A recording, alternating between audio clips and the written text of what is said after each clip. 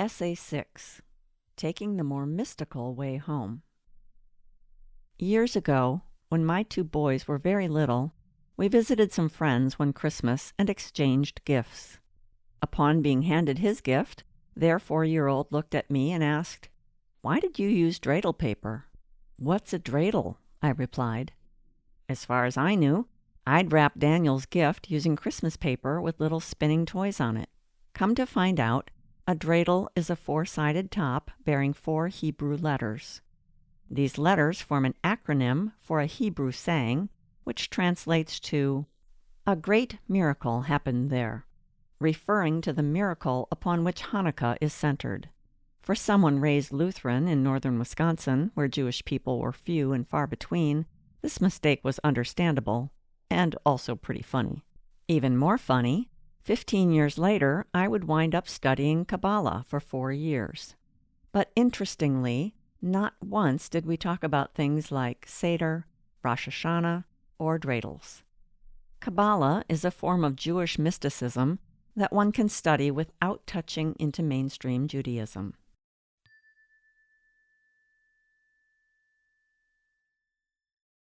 Following a mystical path.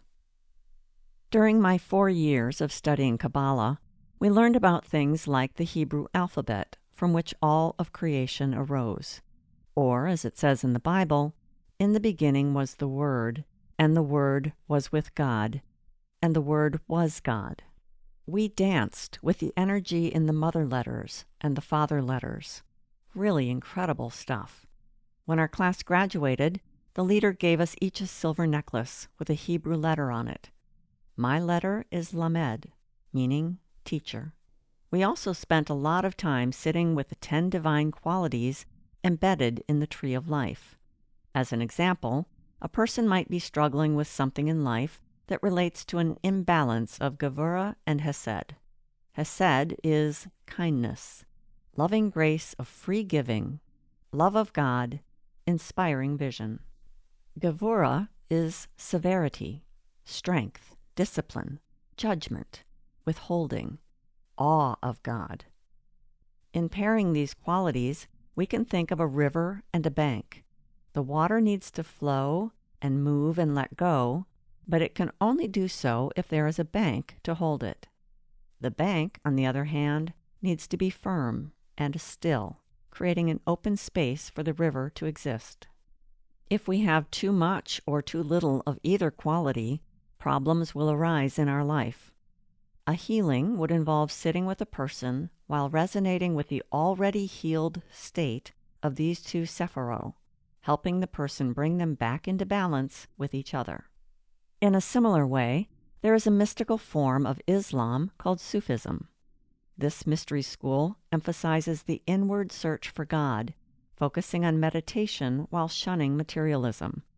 A whirling dervish may show their love for the divine through their spinning Sufi dance, and we may know some of their wisdom through the wise words of the famous Sufi poet Rumi. Your task is not to seek for love, but merely to seek and find all the barriers within yourself that you have built against it.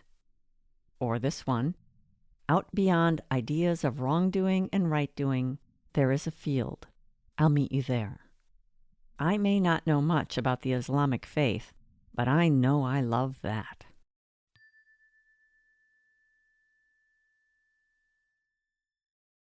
Finding a Christic mystical path. It's a bit harder to find a mystical path that dovetails with Christianity. We might point to the Franciscan friars, but their ways align very closely with those of the Catholic Church. Beyond degree of devotion, I'm hard-pressed to tell them apart. A better candidate might be the path of finesse, which is built on the profound teachings offered to humanity by the Pathwork Guide.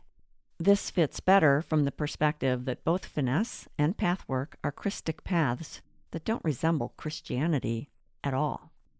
One can, in fact, whirl their way through decades of deep spiritual healing work by following these teachings and not once bump into anything that looks or sounds like Christianity. In my own 20-plus years of involvement in the Pathwork community, I'd say the whole topic of Christ was danced around so beautifully, it was barely even mentioned. Snipping out the teachings about Christ was really quite easy to do. After all, of the 250 Pathwork lectures, only a very small handful are directed toward the topic of who Christ is, who Jesus was, and why we should care. In short, in walking this Christic path, a person has the option to just do what Rumi suggested and seek out all the barriers in ourselves we've built against love, and that will be enough. What we'll leave on the cutting room floor, though, is an understanding of how we came to be this way. I don't mean, how did I come to be separated from other people and my own self, for that we will uncover during the course of our self-discovery work. I mean, how did I end up here? Why do we have to deal with duality? What caused evil to come into existence? These are huge questions, and we can't get to the bottom of them without bringing up the teachings about the fall and the plan of salvation. And in order to understand those two important concepts, we have to talk about Christ.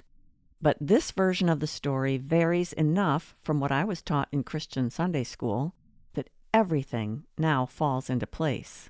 The origin and plight of all humanity now make far more sense to me.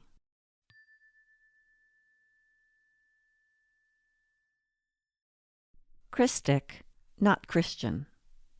1700 years ago, when Christian church leaders played fast and loose with the truth about reincarnation, they were defining what would and would not be in the Bible.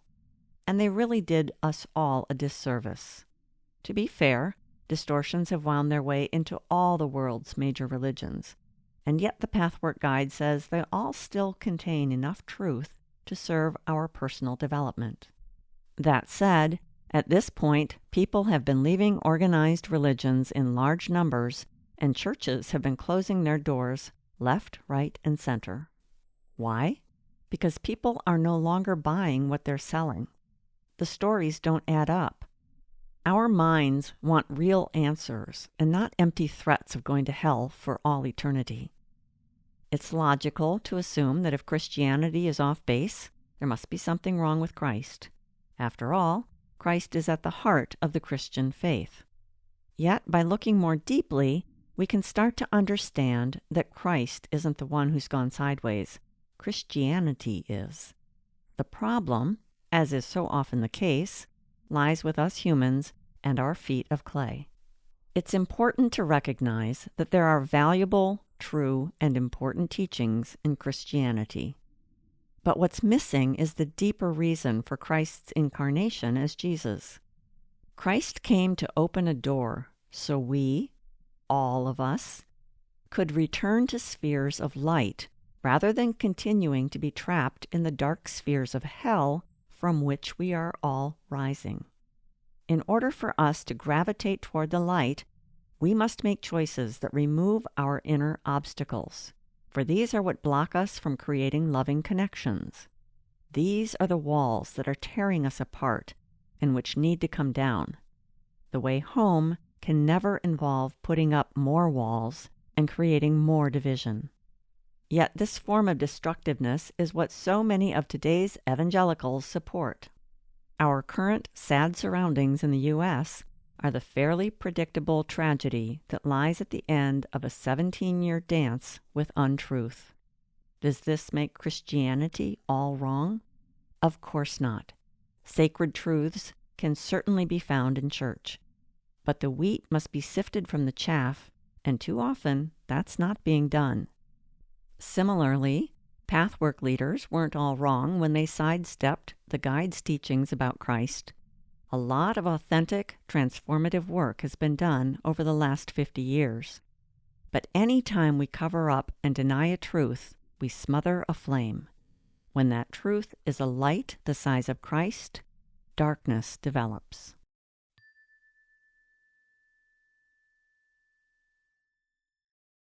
Revealing more and more light.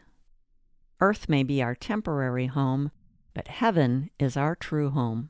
And Jesus was famous for trying to tell us that, really and truly, heaven is within.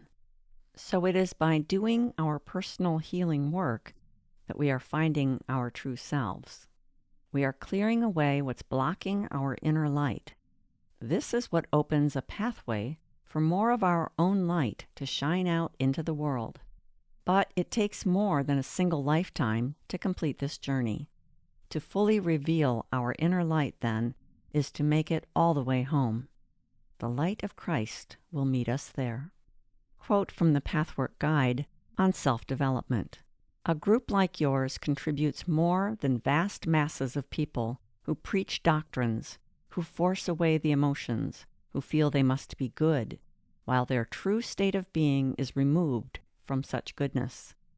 A group of only 5 people who face reality as it happens to be now contributes more to the entire world, not only to your earth sphere, but to all spheres, than the best intended teachings and ideals that reach merely the surface intellect. Pathwork Guide Lecture number 105, Humanity's Relationship to God in Various Stages of Development.